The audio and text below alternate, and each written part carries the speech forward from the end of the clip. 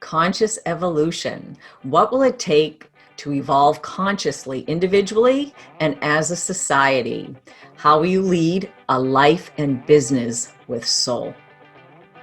Welcome to the Evolve 360 Shelley Shell Show with hosts Cheli Grace and Shelley Devine. Hey, soul sister, Hey, how you doing? I'm doing terrific. Wow, can't wait to talk to our guest that we're going to have on today. Yes. She is fantastic. She's got quite a story too. I worked with her. I don't know if it was like last year. I went in and did a private with her. It was amazing. If I continued with more of my energy work side, I would be doing combining what she does. This is the direction I would totally go into as a healer or as a physician even, or as a PT person, a physical therapy person. Wow. She just, she's amazing, totally amazing. Wow, I can just imagine, Yeah. And it's so important to not only have a good sound mind and be, take care of your mind, body, your soul, but your energy, but your body in particular, because if there's something that isn't right, if you're in pain, that really holds you back. So we're going to be talking about that today. And I just can't wait to just jump in. Yeah, totally. Yeah. Totally. Would you like to, we should have maybe an intention for the Yes. show for our listeners? Absolutely. You said it, baby. Yes, I did. Because here's the thing, with every conversation that we have with our guests, we want to get you thinking. So with this show, we both thought, what's really radical as we start this 2021 year, leave the old 2020 behind. So it's all about awareness. And we talk about seeing clearly. And awareness is so important because once you are aware, it just makes life easier. And as we know, this past year has been challenging, and many of us have had loss of jobs, loss of relationships, loss of money, just loss in particular. Maybe you went through a death in a family or a friend. I know several of my friends and colleagues that I used to work with passed away. And it was very hard for me. It was very hard, but we need to move forward. We need to get through, go through the grief, the trauma of it. And we need to find a way to navigate the unending stress that hopefully, we've started to subside and leave behind as we start this new, beautiful year ahead full of faith and hope. So I want everybody to know out there that you guys aren't alone, because we're here, we're creating a tribe. We want to support you. We want to encourage you to be your best self in your business and in your life. And may today's conversation bring you more awareness in all areas of your life. So, Shell, take it away. That was beautiful. I love it. I love it. Awareness is the key to so many things. And that's what we're seeking in 2021, new year. So as I said earlier, at the beginning of the show, today's guest is an amazing personal trainer and who has a rehabilitation studio in Boston, Mass.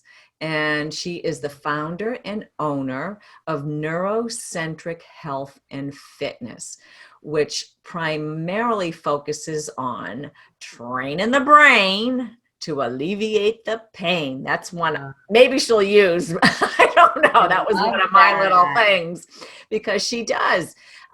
So our guest has firsthand knowledge after recovering from a neck injury, which makes her work that much more remarkable. Her NCHF is a way of conscious living based on the latest scientific research.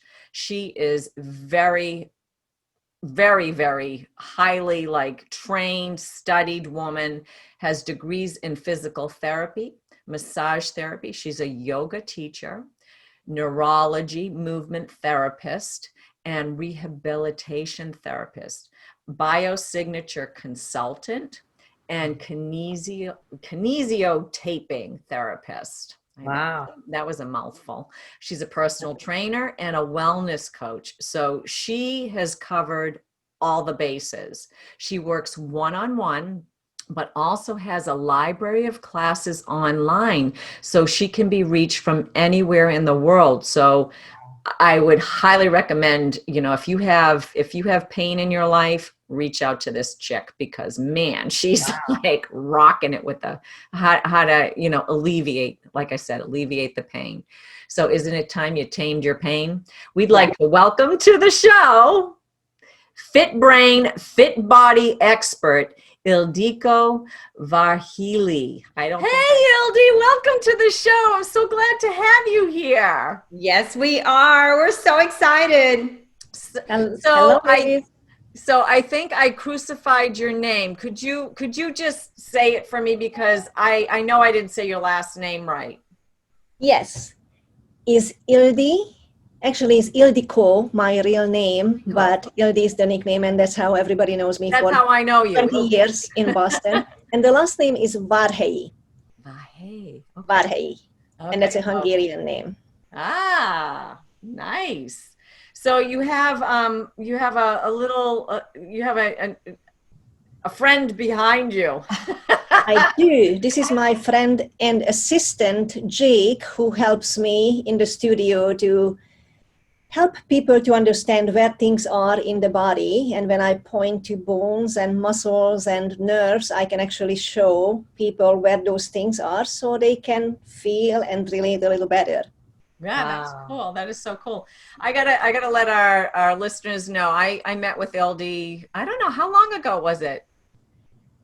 It was like a year ago? Yeah, about a year ago. About a year ago. Yeah. And I met her at a conference for one, and then she invited me to do a private with her to show me her studio, which is amazing. And she did all these really cool exercises, which I still do to date.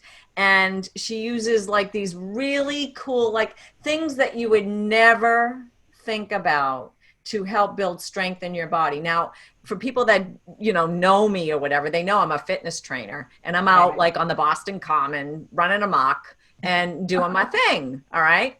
But I would have never had thought that the eyes play such a role in how your strength. Wow. Yeah. And so I have like a little tool that Ildi used, and I have it on my desk. I still have it. I'm very proud of you. This is a tool, and it's actually amazing what you can do with it. Wow. Is that like a stick? It's a popsicle stick. It's a popsicle. That's what it looks like, a popsicle stick. I don't know if you can see. The popsicle with letters and the smiley face on the other side. Yes. For keeping target and gaze focused. Yeah. That is amazing. Yeah. That is amazing. Well, the drills are amazing that she does. I'm like, and she has so many of them. They're limitless. And then I just saw a YouTube video that she did for cardiovascular for cardiovascular endurance. And I was like, I got to get one of these balloons, because I don't even think I could do it. And I'm like, I run. I'm like, oh, I don't wow. think I could do it. Like the way you I can't wait to check that out. Yeah. I could use more endurance. Yeah. We all could use more endurance and more stamina. Yes. Yeah. Absolutely. Yeah. Especially the older we get, you have to climb older. stairs. Oh, we're not using that word older. We're getting better. Better. Finer. Better. Refined. Yeah, but fine wine. Yes. That's exactly. Yeah. Fine wine. Mm-hmm. So Ildi, why don't you give us a little bit about yourself, like how you got into doing what you do. I think you started as a yoga instructor and then got into this, or do I have it backwards? Yeah, a little bit backwards. I started as an architect. Oh my gosh, amazing, right? So we're in our head again. Formal education in Yes. the country, in Hungary, an architect, and then coming to this country 22 years ago. Started working as a personal trainer in a gym. I was always a gym rat. I played basketball, A-League basketball back home. Some good pictures on that. Loved movement, loved gym, loved strength. And since I couldn't carry on my profession as an architect when I got over here, I needed to do something else. And that was pretty handy for me, knowing the body already. And then, of course, you get into school for that. And you start seeing people with a lot of injuries. Mm-hmm. And then you start thinking, well, my knowledge is good, but I would like to help them even more. And then you go to physical therapy school and you get your degree. And then while you're there, you do some injury-specific massages. And then you say, maybe I should just keep going and going to massage school. And then you get your massage license. And then you start doing more stuff, looking into nutrition. You start doing you get even more injured, not you, but everybody else. Yeah. Oh, yeah. And then how else we could help. So then yoga came in, met some really, really good mentors who not like yoga. Think about movement. It's all about movement and the freedom of the movement. And we could name any kind of practice however we want it. We want free and pain-free movement. Yes. Right. And then the brain came along, not mine, somebody else's, because it looked like that some of the old school physical therapy techniques were not working or took too long or just didn't stick. Mm-hmm. And I met a couple of people, again, very lucky me, meeting the right people who became my mentor. And I started to learn about neurology and neuroscience, the brain, the nervous system, and started to apply all of that to my all practices. Personal training, massage, yoga, nutrition, all about neuroscience based, because everything we do is brain based. Right. So here we are now. That's how NeuroCentric, brain based fitness and health and wellness. Wow. That is an amazing story, Ildi. I can't, I'm here watching, this show, and I'm thinking, there you were as an architect, and you made the transition into the architect of our body. Exactly. Yes, that's right. How I like to think about the architect of the body. And now, was it a slow, gradual movement into what you're doing today, or was it just abrupt? Like one day you were an architect, and then the next day you're like, okay, I'm going to be doing yoga, and from there you projected into the woman that you are, and the healer and the health practitioner that you are. Tell us a little bit more about how you did that. So it wasn't a quick transition. I haven't practiced architecture for about 10 years. I traveled in Europe after leaving Hungary before I came to the US for several years. And there were always different jobs, but movement always stayed with me. I could have been homeless in Italy or working in London or staying in Germany for a couple of weeks, but I always find movement, and movement always helped, and movement always made me feel better. And so movement was always a must. And as I mentioned earlier, sometimes we call it yoga, sometimes we call it strength. It's all about just feeling good, and not being in pain and not getting injured. So personal training came very quickly in here because that was one of the things that I could do. The certifications or degrees that I have, mostly certifications in this field, it was accepted already, or I just had to do a 6 months review and get my proper licenses to work in here as a personal trainer. And then from there, everything else was gradual and built on everything else. Pain sent me to PT school. Pain sent me to massage school. It sent me to neurology. It sent me to Reiki, if you will, to crystal work. So we cannot really separate how the overall wellness and optimal health would be. We have so many different layers: the emotional, the physical, the mental, all of that. And I think that's how I look at the body as a whole. And that's what really, I think my clients, that's how they find me, because they have been to other practitioners who have been looked at by medical community or therapy who just specified in one thing. Yeah. And fixing one thing, it doesn't mean that you reset the whole body. Right. And once you have an injury, you do have to reset everything. Right. You know, you can't keep building a house just like doing the surface or the facade. You have to do the foundation, you have to do the walls, you have to do everything. And if we not going back to the foundation, you can keep changing the roof or changing the windows on that facade is never gonna look or never gonna be as steady as it could be. You know, I love that you bring that up because I live in Miami and everybody here is always into body work, but not the kind that you do, the kind that is under the knife. And, you know, you wonder, yes, right? You wonder if that's going to have an impact in the future when they're older, you know, and they have implants here, implants there, you know, they're stretching this or stretching that, but how much movement are they doing? So that's very important that our listeners know that no matter what you do, you got to move every day. Absolutely. You know, I'm very much so, even people with surgeries just for rehabilitation, you still have to work on that scar tissue. And I'm sure they do a really good job with, you know, the face thing and, you know, implants in here, implants in there. But I don't think anybody is following up on resetting the body after that. And that's what I was saying. So it's very limited. I've had PT for my knee, for my foot, shoulder in the past, and it never fully did. I had to do a lot of stuff on my own to get full functioning. I can remember one time, and this just blew me away. I was a yoga instructor at the time when I had an ACL tear. And I wanted to get back to doing a yogi squat.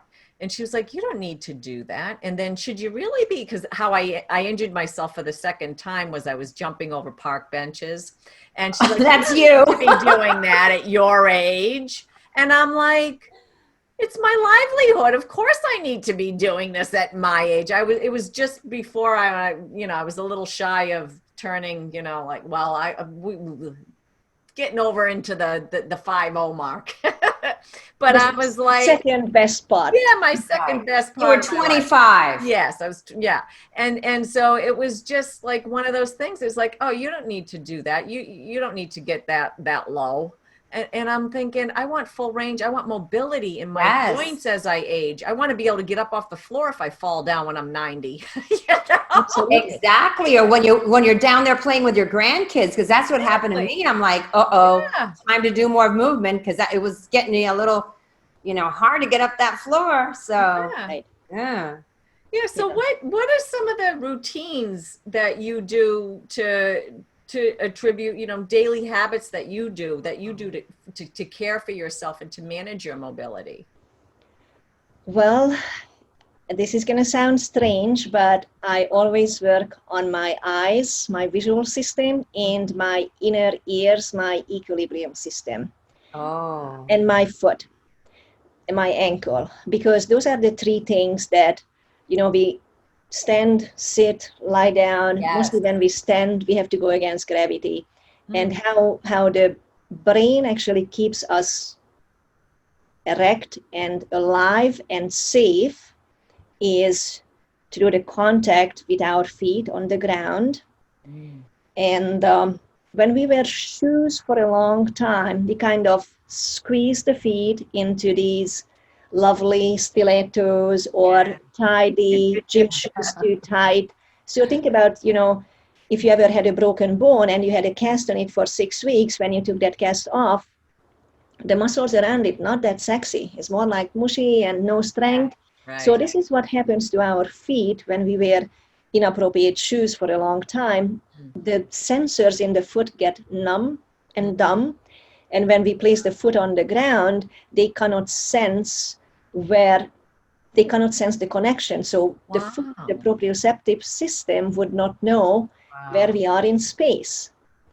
So foot and ankle mobility, sensory work on the foot is really important to keep those nerve endings, those senses really sharp. So when you step on the ground, any surface, it can set you up for a proper position. That's fascinating. That's the It is. foundation. All Oh right, my here goes the gosh, house. that's so fascinating. And it makes sense because you could have a fall and break something. Yes. Yeah, absolutely. Yeah. But And I then- like, I never thought of my feet, you know, picking up sensation. I mean, we think of our hands doing that, Yes. but our feet actually do. Like we're not walking barefoot, you know, out on the streets anymore, but what we would be more, I would think if we were walking barefoot. I can remember as a kid, I was out barefoot all the time. Like if I Yes. could get my shoes off my feet, that's what I preferred. And it didn't matter. And even in the wintertime, man, my mom was telling me, put the boots on. I was Yeah. like, no, I'm wearing sneakers. And it was icy cold out and stuff, but I was my like, gosh. I'm wearing like, and the sneakers back then were nothing. They were like nothing on your feet.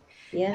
And I'm thinking, how the heck? But I never, you gave me an aha moment just then about feet and picking up, like, you know, sensation, and then how it manifests in your shoulders, your hips, your Well, think brain. A about lot even goes into your brain, like when you Absolutely. step Well, every down. part of the body is represented in the brain. So we have a couple of little guys in there in the brain. But I want to say one more thing about foot and foot sensation. When you had your babies and there were kids, and you know, you, Shelley, you said that, you know, your mom tried to put the shoes on and the socks on. This is why kids, babies, always keep pulling the socks off and don't want to put the shoes on, because that is their first ability to sense gravity, how the foot sensors, and, you know, moms and adults forcing the shoes on and buying all those fancy stuff for the kiddos, and they just keep taking those socks and shoes off. Literally, they can't say, because they can't speak yet, that I don't want it. I just want to feel the earth and the ground and the carpet. And we forcing them into cover that up. And then, you know, the older we get, the, you know, more shoes, the more time, the more we spend most of the time in shoes. Right. Were you blown away by learning this? Like, Absolutely. You know, I'm blown away. I mean, I'm blown away now listening to I am too. I'm here speechless. Okay. I'm like, oh my God. I am. We're changing paradigms, parents. Yes, we Absolutely. are. Absolutely. Don't force your kids, you know, wearing shoes and socks. Let them run around barefoot. There you go. And so that would be a foundation. And the other things I always do, even if I don't have time to work out, like workout. That's again such a word, all right? Workout. Yeah. Never mind. I always do my eyes, because the visual system is the system that whenever you do something with your eyes, 80% of your brain gets activated. Wow. So tell us more about that, because I could sure use more activation. Okay, so think about when was the last, let's say things like, you know, when was the last time we consciously blink?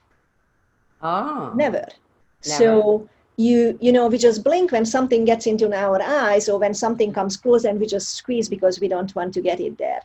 But the eyes themselves are a direct extension of the brain. So the retina, which is the back of the eye, is actually brain tissue. It's highly innervated, is highly vascular. So when we don't use the eyes, and I also, of course, I have all kind of things in here. I have an eye. She has a lot of cool things. Eye muscles. Yes. Yeah. Several eye That's the muscles. eyeball. That's an eyeball. I can. Oh, wow.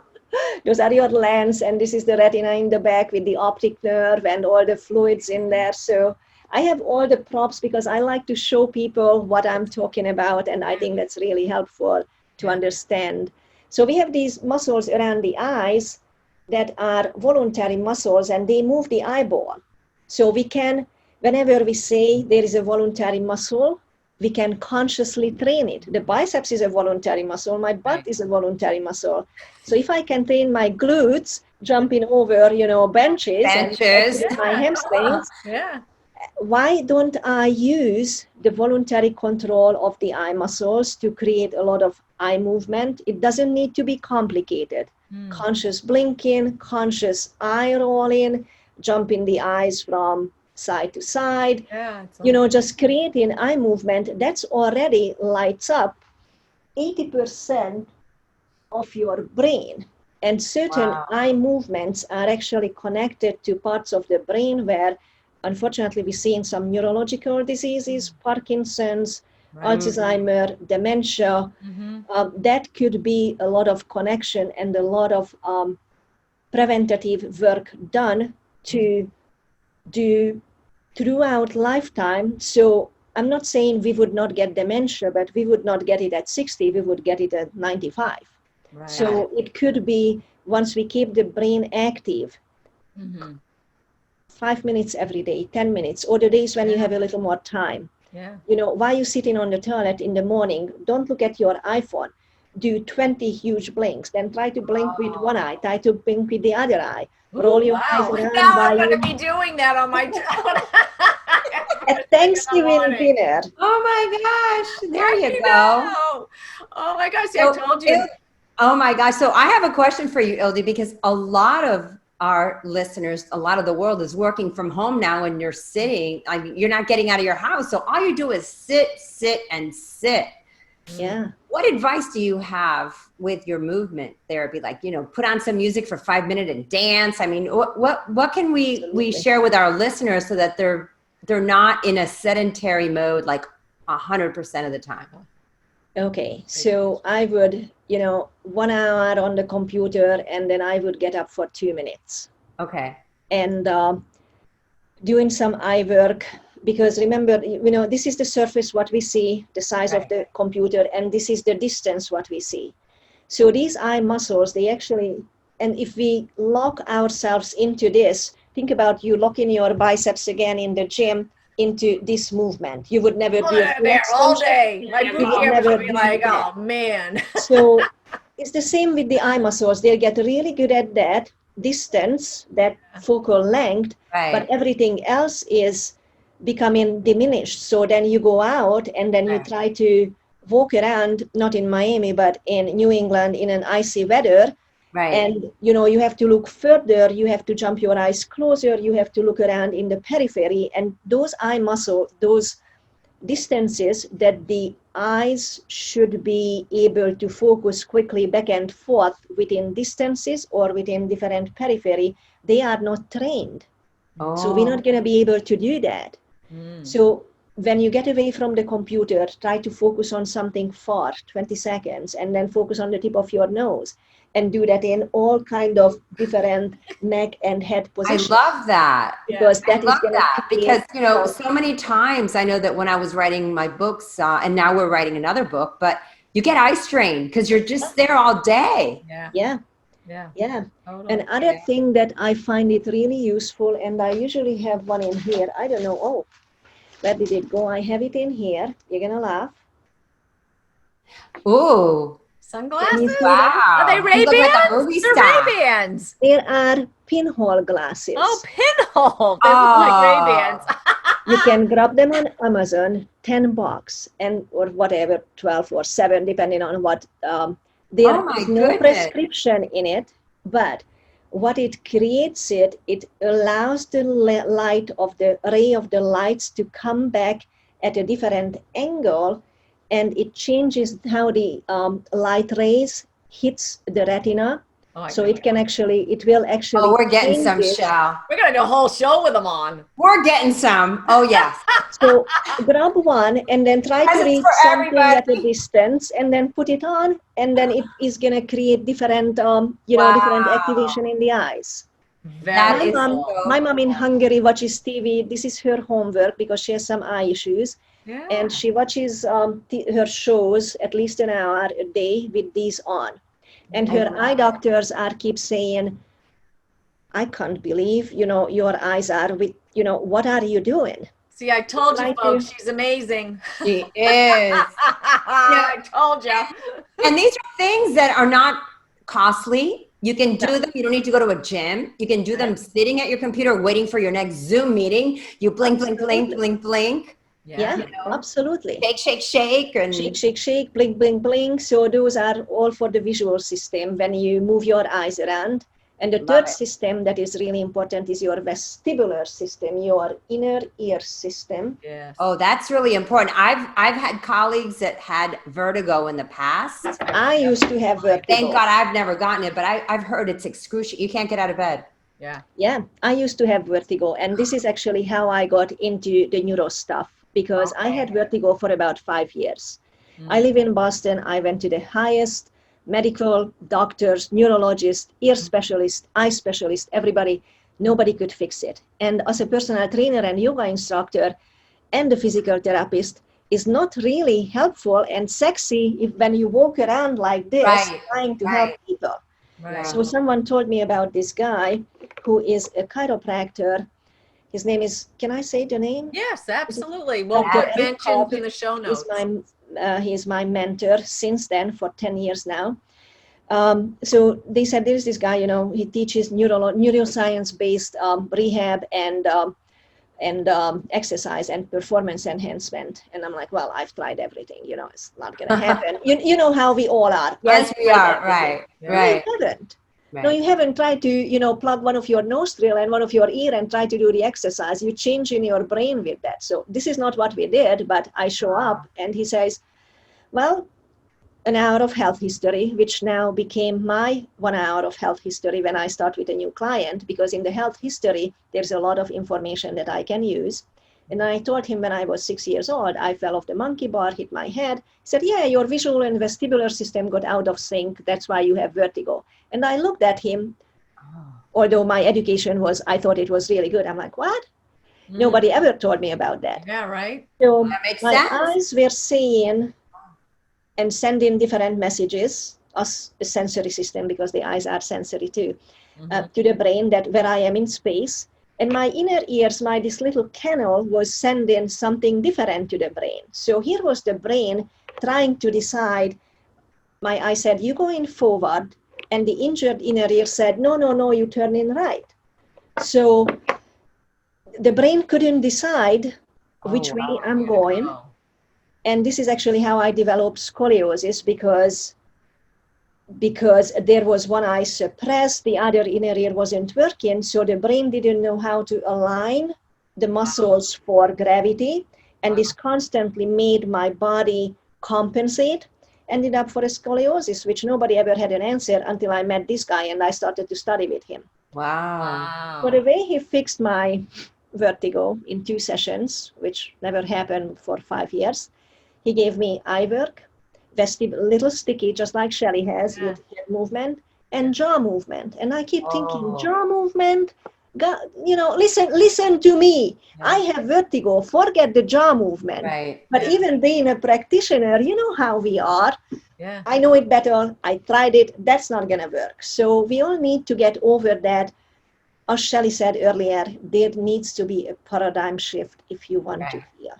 Absolutely. And you bring up the jaw. My father-in-law was a dentist, rest in peace, and he studied TMJ a lot. Yeah. Because a lot of people have TMJ and they don't realize, or even if you don't have, if you have a problem in your teeth or your gums, it totally whacks out your whole body.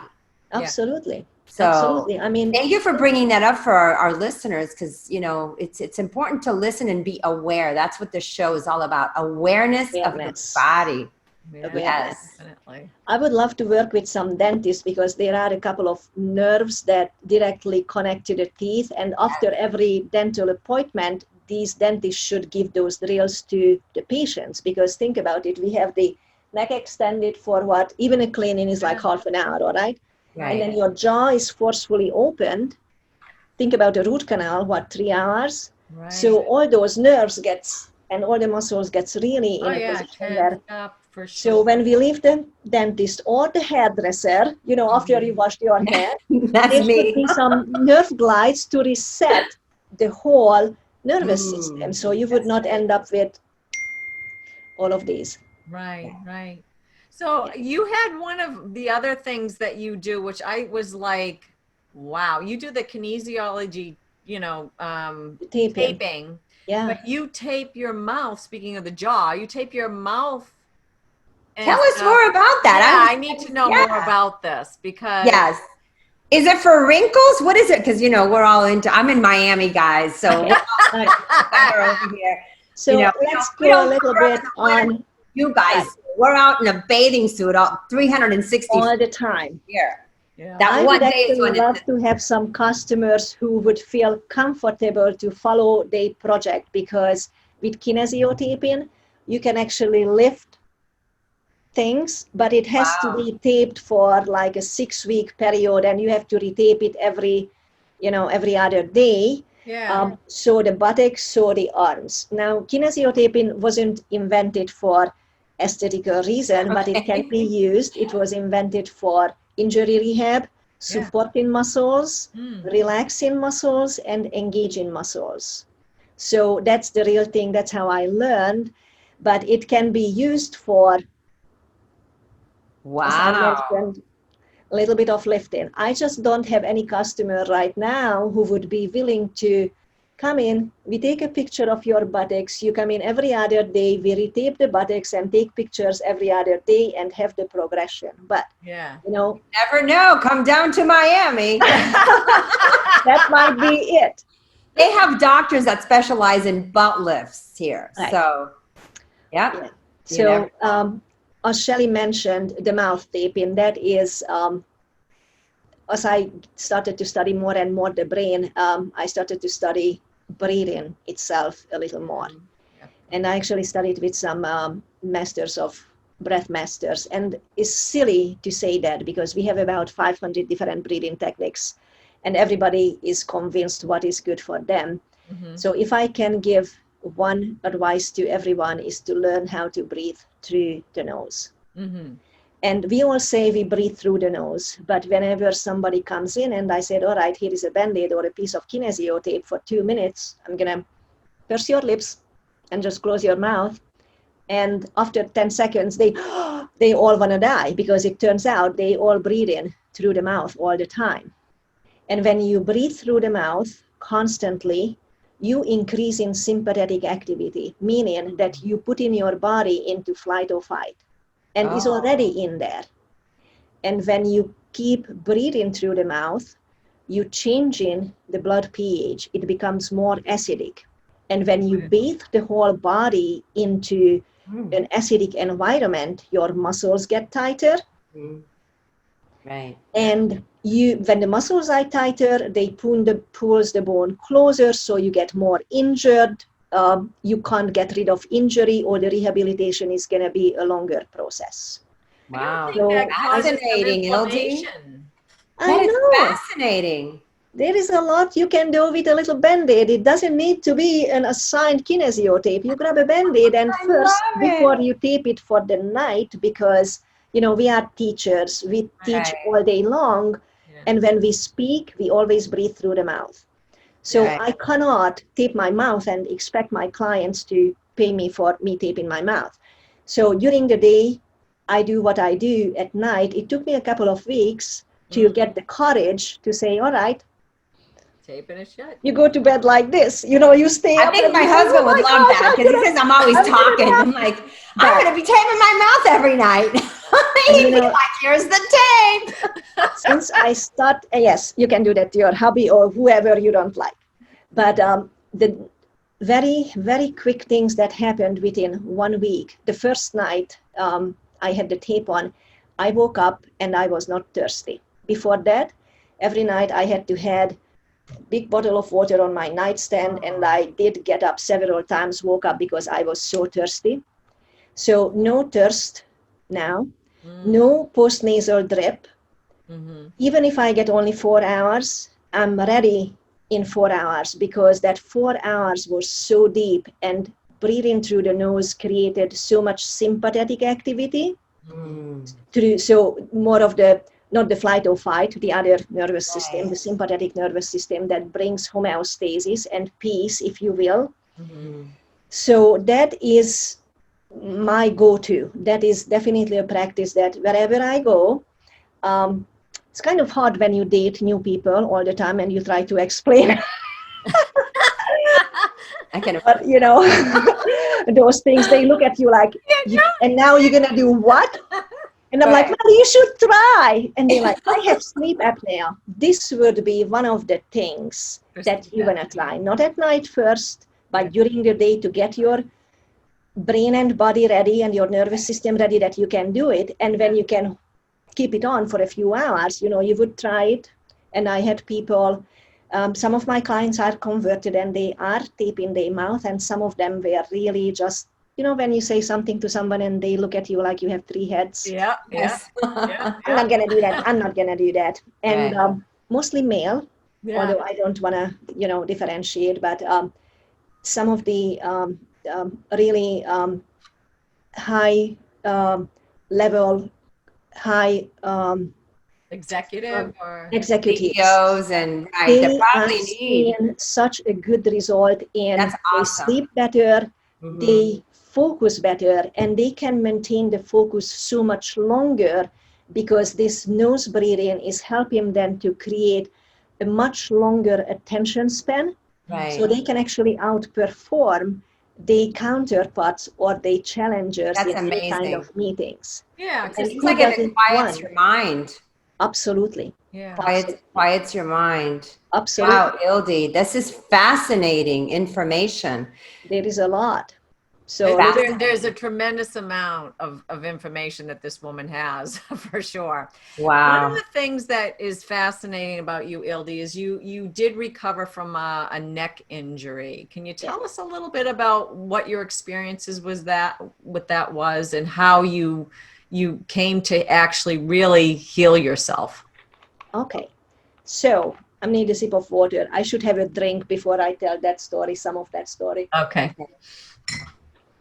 So it's not going to be the whole story, how it happened and different details, because that is not, I don't think that is the point in here. The point is that I had I had an encounter with someone who I thought he liked me, that left me with a broken neck and an injured spinal cord. So I actually was half paralyzed from belly up. That was 6 years ago yesterday. So we're doing a little, I had a little anniversary trip down memory lane and a little like emotional, Yeah, sure. you know, and then we got over it. So there was a physical injury, literally a broken neck and injured spinal cord. So there was no arm movement. I couldn't control my upper body. And when you realize that this is the level you are, you kind of think, Wow. oh my gosh. Yeah. sure, Yeah. this is my livelihood. Forget not being alive. How am I going to make money? I'm a movement person. Yeah. So I have already been studying the nervous system. I had already 15 or 20 years of body and, you know, science and physical therapy, but thank God, or the universe, a little bit of silver lining, I have been studying the brain and the nervous system for 5 years. So I knew a lot about pain. I knew a lot about pain management and also mobility and the other systems, as I mentioned, visual system, vestibular, proprioceptive, and I know how the brain views all of these. So there were a couple of options when I got to the hospital. They said, well, they're going to have to fuse my neck. They're going to have to put 3 rods into my spinal cord, into my spine, to keep me from not ruining my full spinal cord and die, literally. Right. And, you know, once you're in this thing that they put you in, I don't even know, is like a thing that you can't move. Well, not that you can move, just to prevent from any kind of unwanted movement. They like, okay, surgery, and you just say no.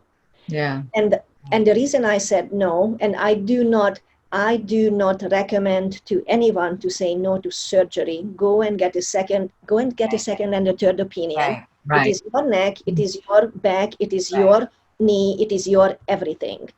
But what I knew, I didn't know if I would ever recover. What I knew is if they put those beautiful, expensive titanium rods in me, my body is going to be like literally a robot for the rest of my life. Wow. And I said, I can't do that. So I said, I'm going to rehab myself. And if this is not happening in 6 months, you guys are going to be here. So you can put whatever you want, wherever you want. Right. And obviously, that is not a good, in any hospital, that is not a good thing to say. So the liability increase. Right. And since I'm not willing to go with them, they actually let me leave the hospital. Hmm. Oh, wow. Asked me to leave the hospital. So I did. Wow. So I was in this sling for a while. Of course, I took it off and I had people taking it off because I couldn't move my arm. So I had to have people helping me a little bit, Right. a lot.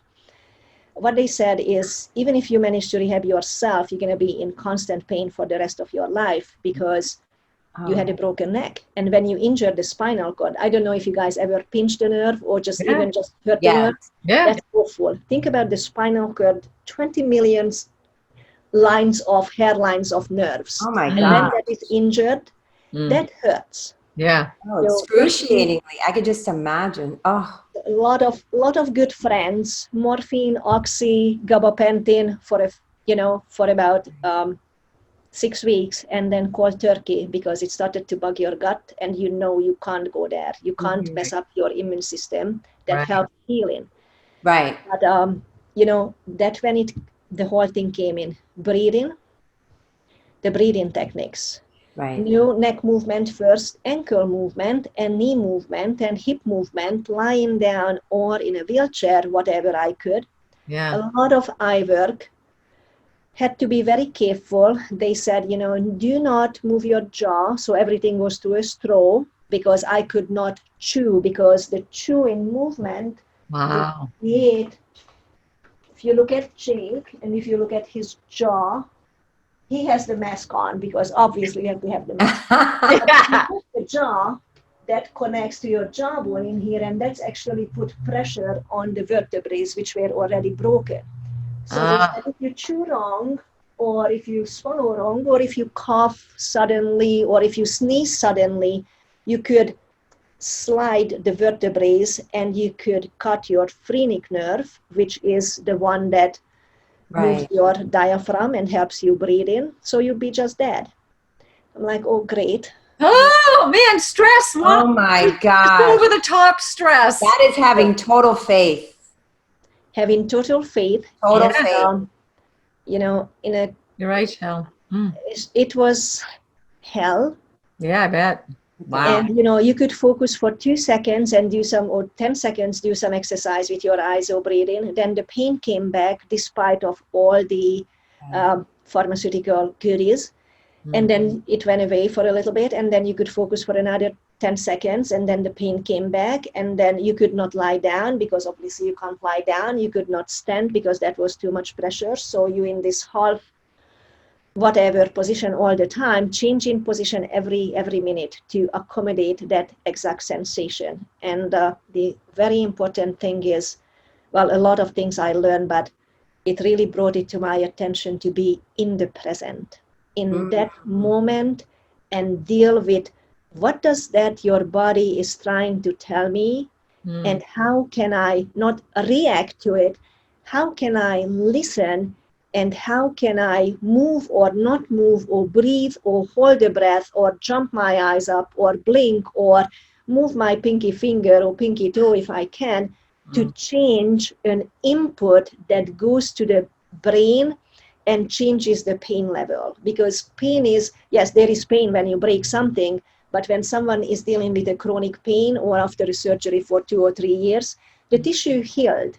The pain pathway is the oversensitized, and anything that happens around us, food, you have a phone call with someone who you didn't like, different type of clothing, that is all sensory information going up to the brain, and it can enlighten and activate that pain pathway.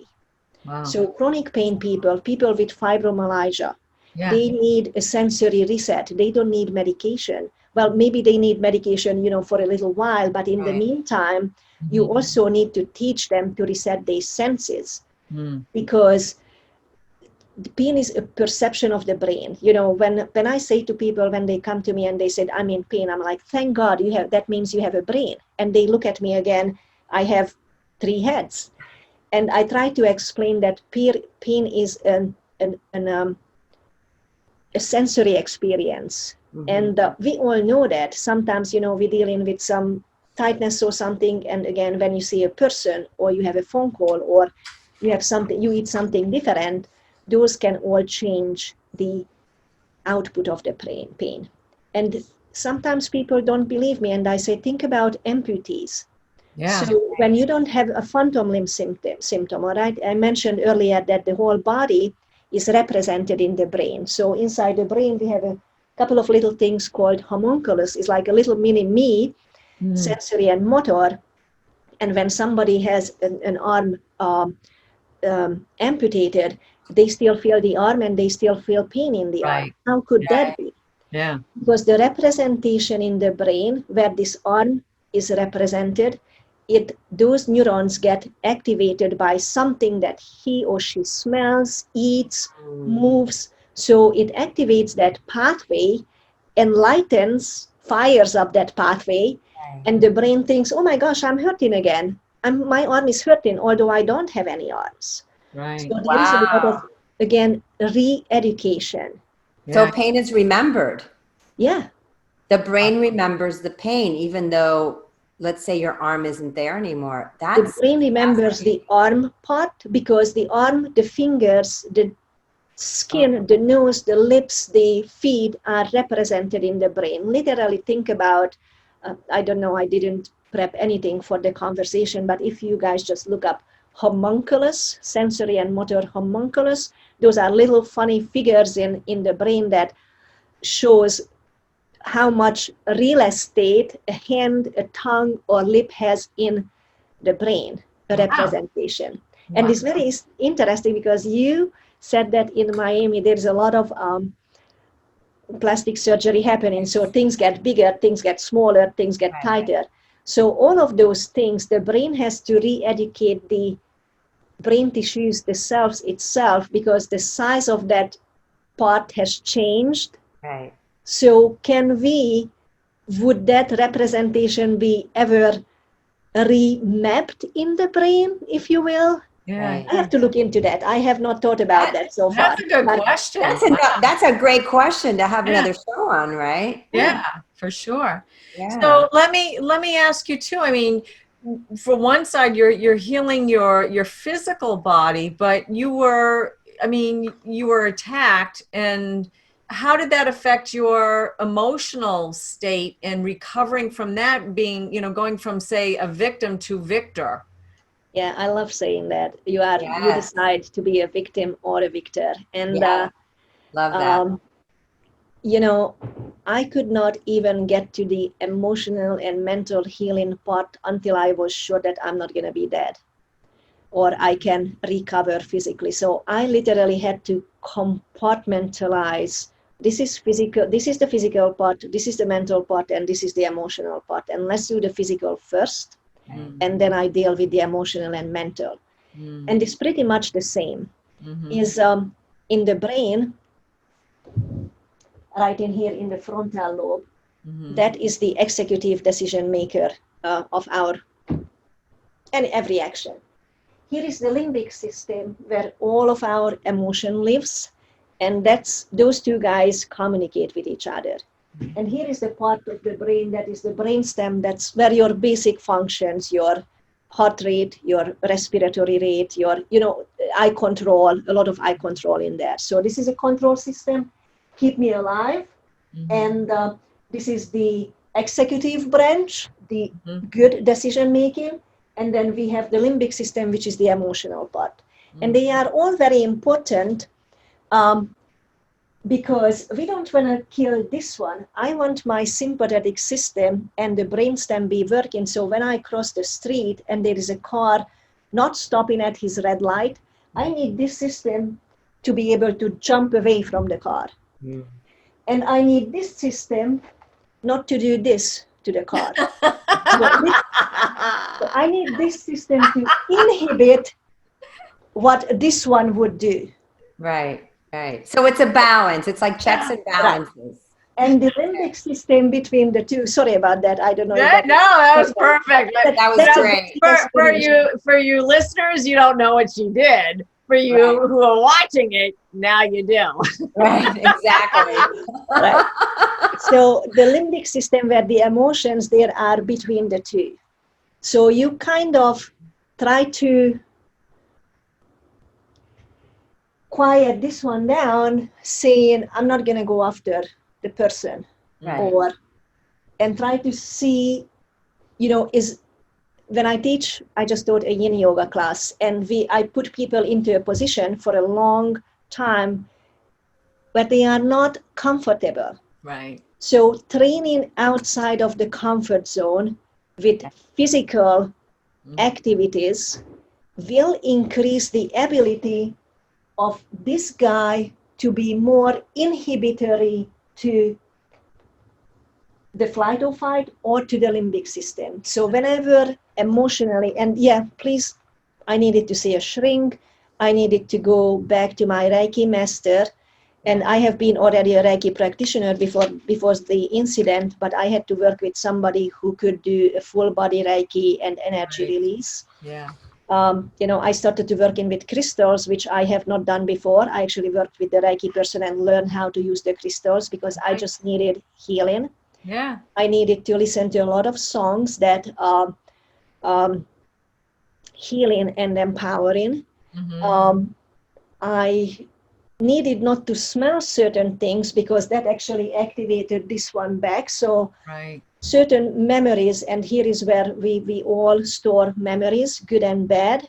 Yeah. And just like my case, or I had clients who ran the Boston Marathon when there was the bombing. Yeah. And some of them cannot go to a barbecue, or some of them cannot hear a New Year, firecracker.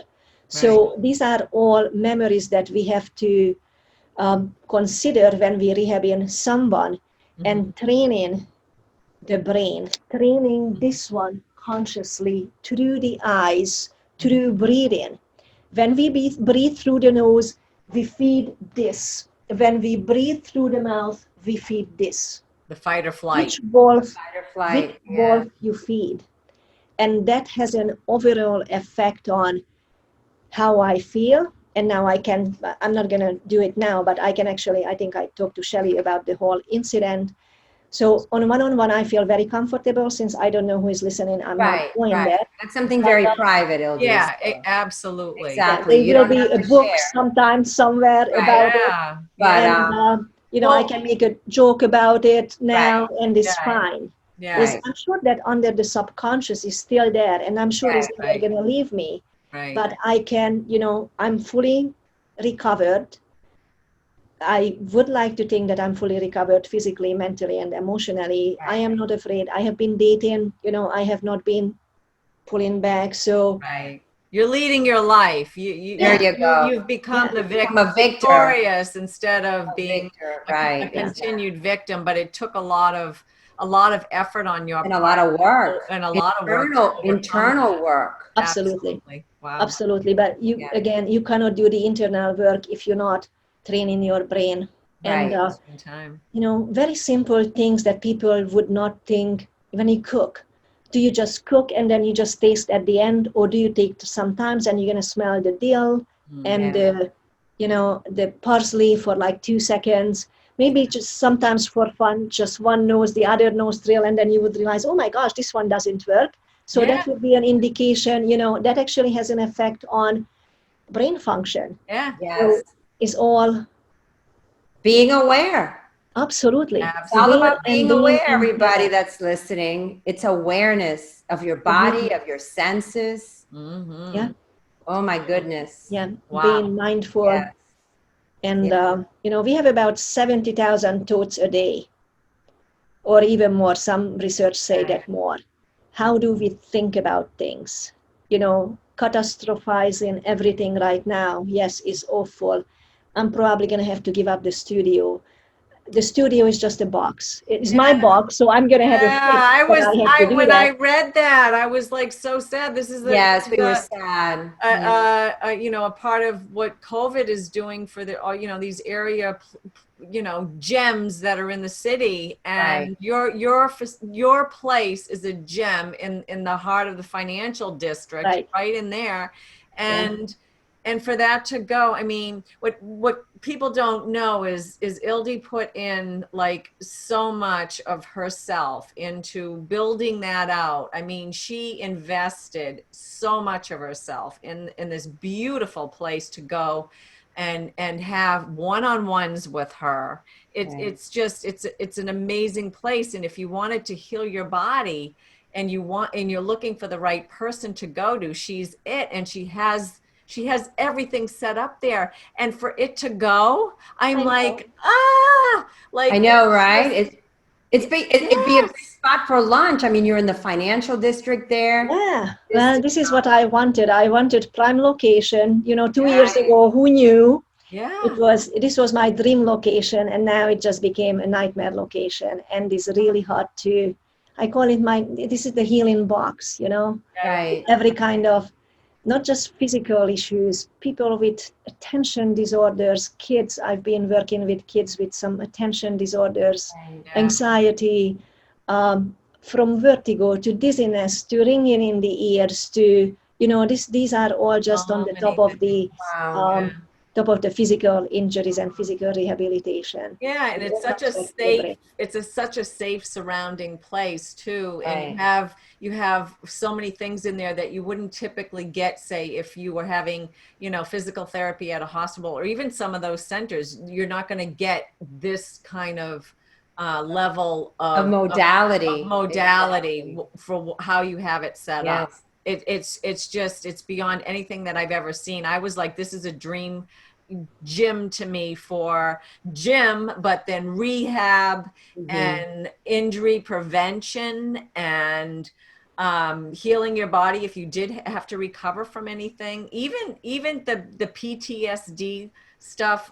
I would think it totally helps with. And then too, just the explanation so you understand your own physical anatomy. And I know you're well versed in energetic anatomy too, so you cover the holistic. This is where the medical industry, whatever, needs to go, is right. That's where it stopped. Yeah. I would love to see, it would be nice. I don't want to take anybody's job away. I'm not pretending I'm a doctor, or I don't want to do surgeries. I don't want to do. But I think once people know about it, this would be such a complementary, Absolutely. I love to see emerge. Yes.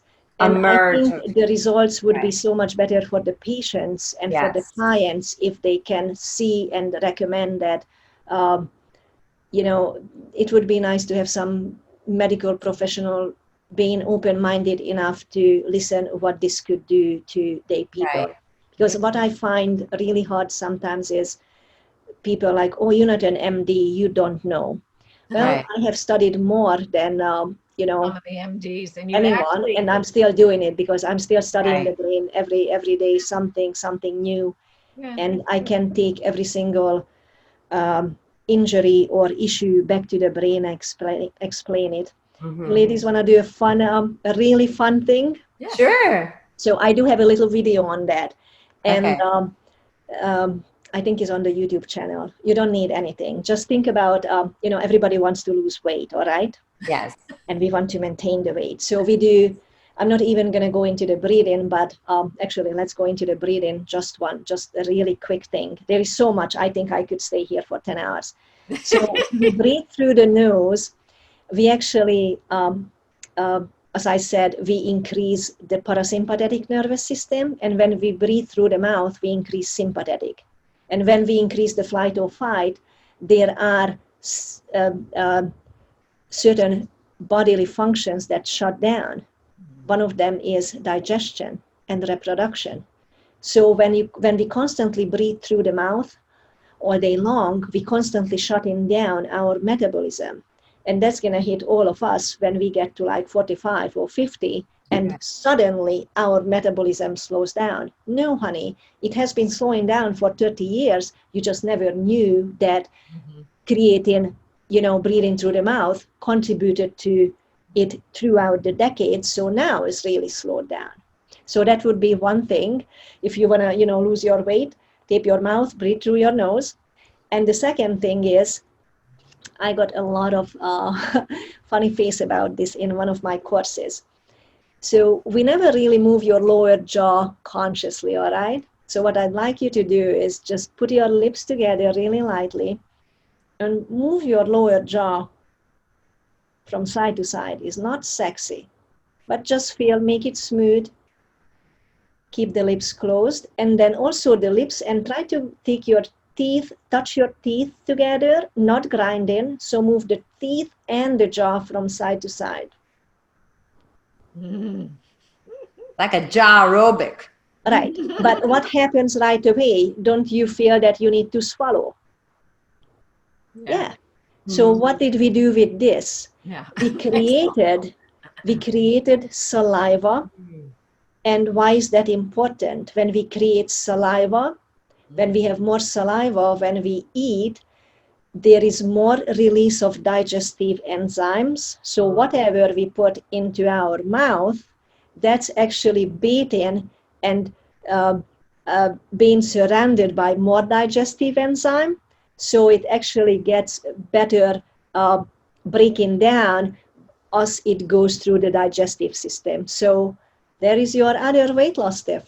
That's very nice. awesome. Yeah. I love So it. before you have your breakfast, lunch, and dinner, Wiggle your 3 jaw. or 4 of those jaw glides. If you're in a restaurant with a lot of people, you might have to excuse yourself. But can you imagine you're in a big fancy something and you just go like, excuse me, Can you do my jaw aerobic? I'm working on my digestive enzyme release.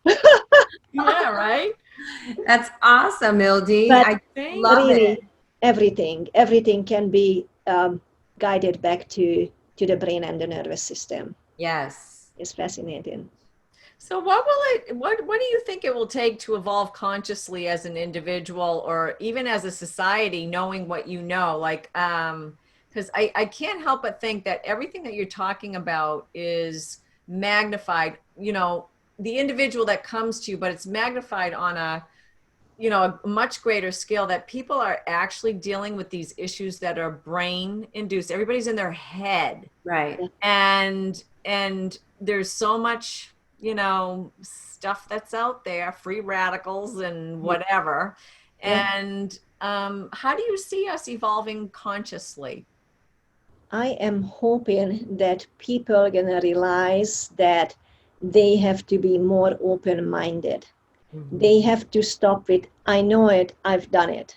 I went through that because I have created these six pillars that I would call, those are the basics for optimal health. And that would be mindfulness, breathing, sleep, movement, nutrition, and sensory re-education.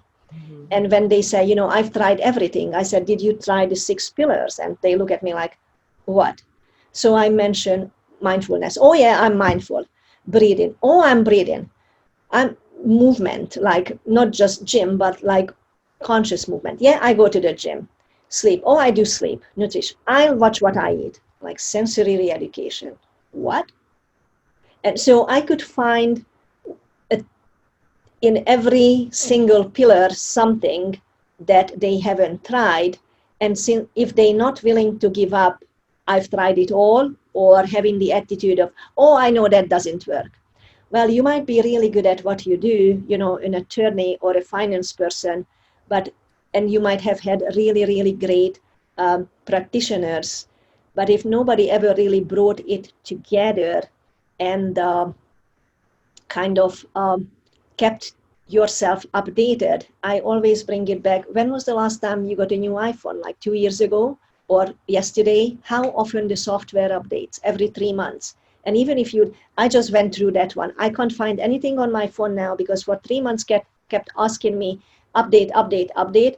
And I'm like, no, because I know I can't find anything after that. So one night it just decides and does it.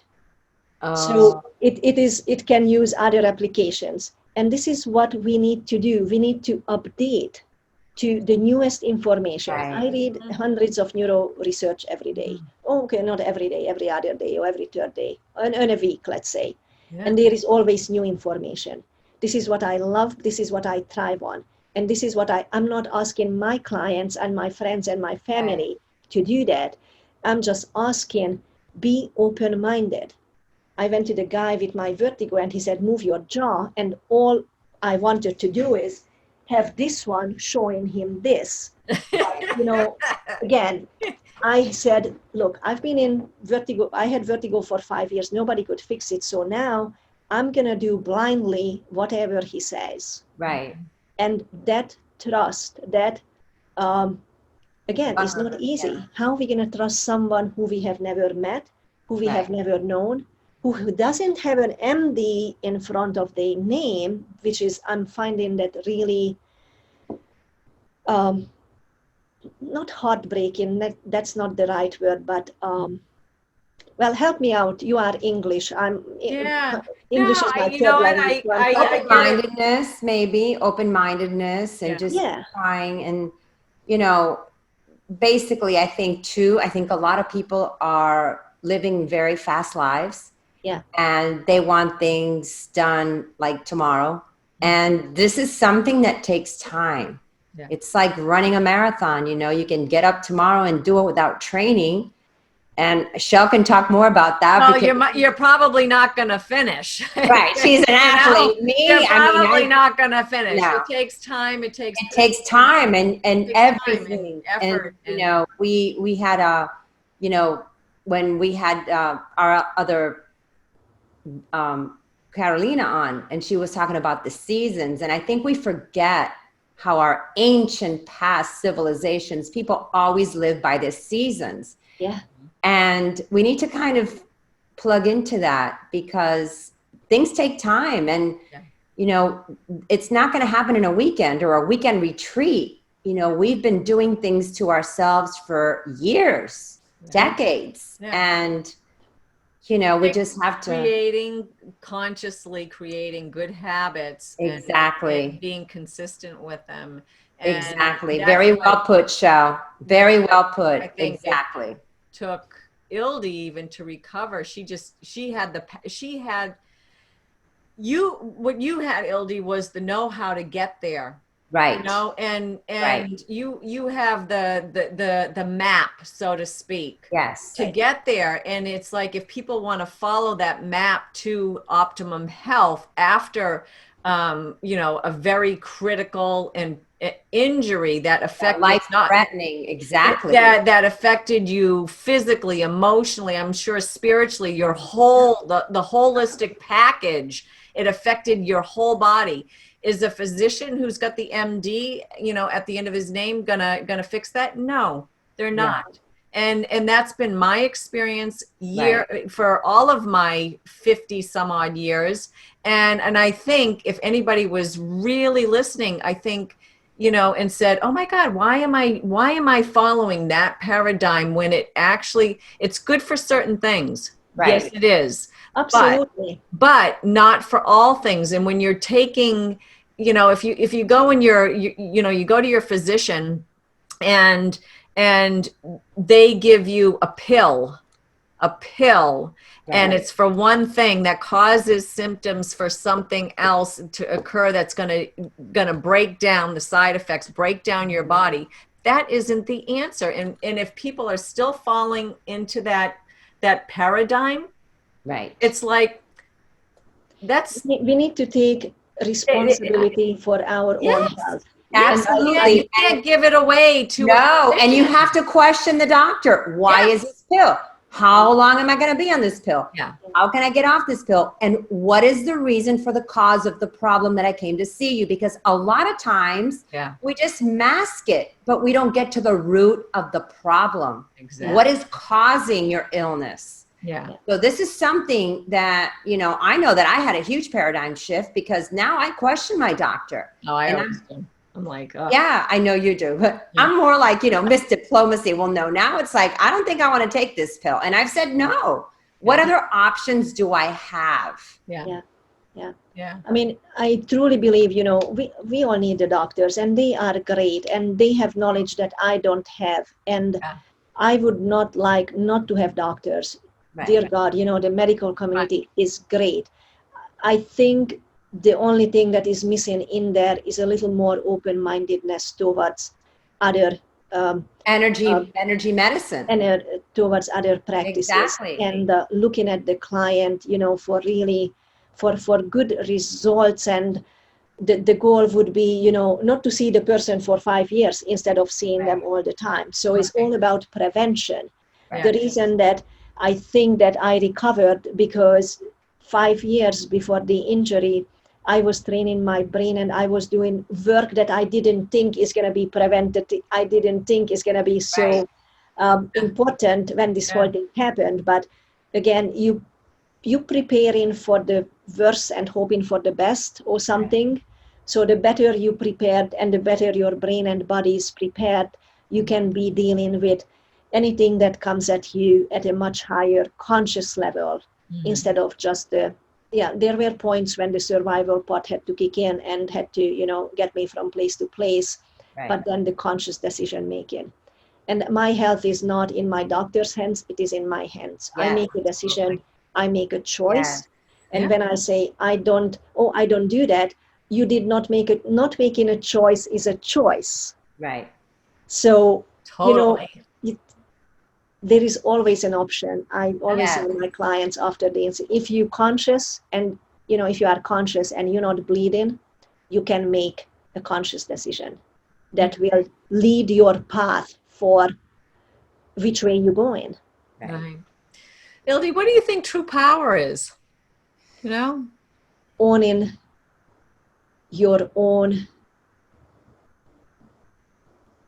your own decision making and your response. I think personal responsibility, instead of keep pointing to because of this, because of that.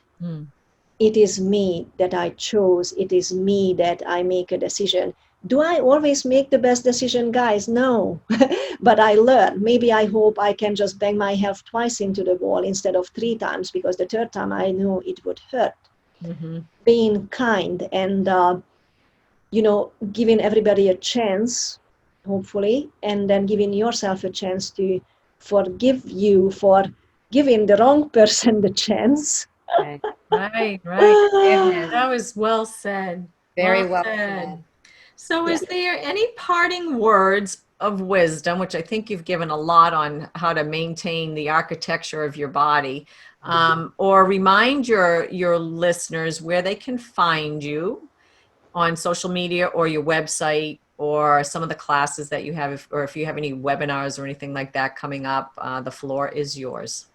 Oh, thank you. All right. So the business name is NeuroCentric Health and Fitness. And NeuroCentric, don't be afraid of the word, it only means brain based, everything is brain based. I do have a brick and mortar studio in downtown Boston Financial District, 50 Franklin. And I am hustling very hard to keep it going. But in case I cannot keep the studio, I will be visiting what I did before the studio, people at their own home. So I can always drag some of my stuff with me, and I really don't need anything, just you and your brain. You can find me on all socials, Facebook, Instagram, LinkedIn, whatever else is out there, YouTube channel is a good way to go, because there are over 100 short snippets of tips and exercises and little videos about the brain and breathing and eye work and balance. You could find my classes that I teach on the website, which is neurocentrichealth.boston. As you see, everything is she's an amazing yoga instructor, guys. Wow. And Ildi, for all of those people that are in Miami or all over the world, you also have one-on-ones and Zoom classes, correct? Absolutely. And that is, Zoom classes, Zoom sessions, even for personal injuries or issues. Absolutely. Yeah. And I do have a couple of things coming up. I'm working on a digital product for balance, find your balance, because I just had a webinar and I realized that people need to work on balance. It's all video, is a lot of knowledge and a lot of videos and editing, which this was my downfall this year, that I just had to start learning technology since March. So this is really exciting.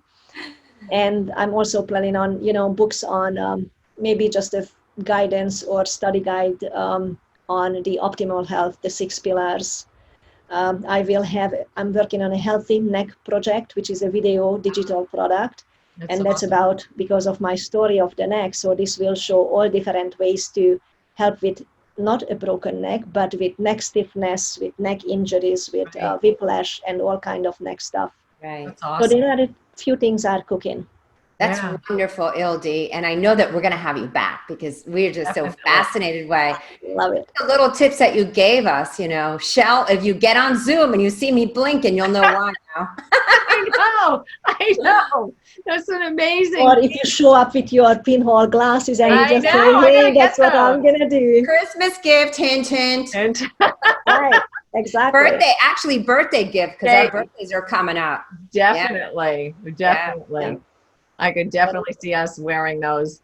I actually have some of the stylish one for Miami, because you can get the ones with the white frame, so it would look really fancy. We're walking on the beach. I love it. Absolutely. I use these in the summer for sunglasses. I don't use sunglasses, so I can actually manage with these one. People look at me funny sometimes, but getting over that point, how they look, it doesn't really matter anymore. Because it can, again, change the rays of the light, and it will not damage the retina. Wow. I'm definitely going to look those up after this show. I'm looking those suckers up. You should have a link on your website, and Absolutely. On Amazon, I have a shop in English. When you have a shop for toys for brain. So if you go on my Amazon site, I'm not even sure how to. Somebody would get there. Maybe I should send the link. I have all the toys that I use. For brain training. That would be great. I'll add that on the show. Brain toys. Brain toys. Then you guys can find it right away. And brain toys. Right. Yeah. Absolutely. Sounds like fun. Yeah.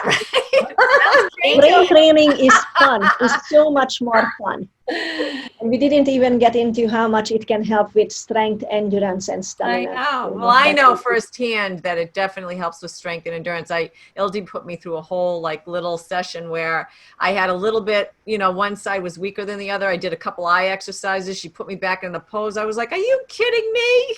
I wasn't fumbling out of the pose again, like how I went into it. I was and you started jumping over those benches again, sister, right? I know you. I'd be on the sidelines filming. That's me. You'd be jumping. I'm like, we need those people too. So that's perfect. Perfect. So this was awesome. Thank you so much for coming on the show, Ildi. We really appreciate it. And we will have you back because you there's so much knowledge here that I know that we didn't even tap into, but we wanted to introduce you to our listeners.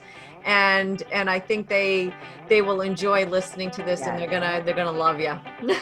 Thank you so much. Thank you both. Thank you. Okay, bye-bye. Bye now. Wow, Shell, what a great show. Yeah, she was awesome, right, Ildi? I mean, she's amazing. She really was. And I just, I find it fascinating how she went from an architect to the architect of the body. I know. If you look at it. Right, funny how that is. It is how people, make the transition. There she is. She talked about the foundation of our body, our feet, which I never even would have thought of it. That was an aha moment for me. Wasn't it? Wicked. I was like, wicked. Wow.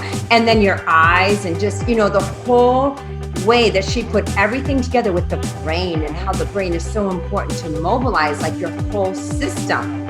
Yeah. And I was just like, wow, Ildi, she gave so many tips that we could do even, if you're at home between Zoom meetings or you're cooking or you're driving in your car and you're at a red light, just little tips that are quick and easy that will change your life and maybe add to it. So I just loved her. We're going to have to get her back.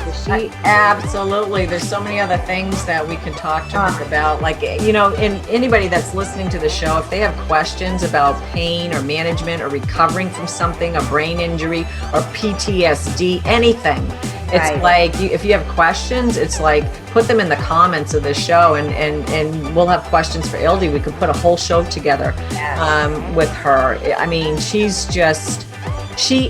like a real MD. She's a holistic MD. She's a holistic MD. And she brought something up, which is very true. You know, we all believe in going to doctors and getting second and third opinions. But sometimes, because doctors are so specified in an area, that sometimes it's the smallest minute thing, and how she was able to heal her vertigo by awareness. So, that's the theme of the show, being aware. Being aware.